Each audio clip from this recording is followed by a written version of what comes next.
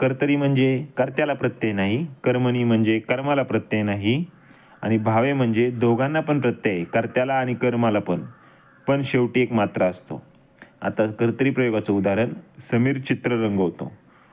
आता समीर चित्र रंगवतो, आता कर्त्याला प्रत्यय आहे का? कर्ता म्हणजे रंगवणारा कोण? समीर. असा प्रश्न आपण विचारला तर कर्ता भेटतो समीर. समीरला काय प्रत्यय लागलाय का इथं? तर नाही.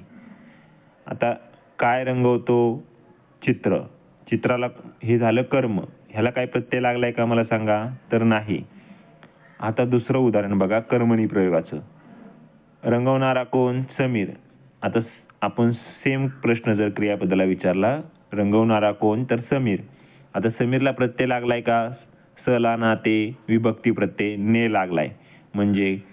आणि आता काय रंगवतो? तर चित्र. म्हणजे कर्माला आपण प्रत्यय नाही, ते झालं कर्मणी प्रयोग. इथं आपण बघितलं कर्त्याला प्रत्यय नाही, तो कर्तरी प्रयोग. आता समीरने चित्रास रंगवले.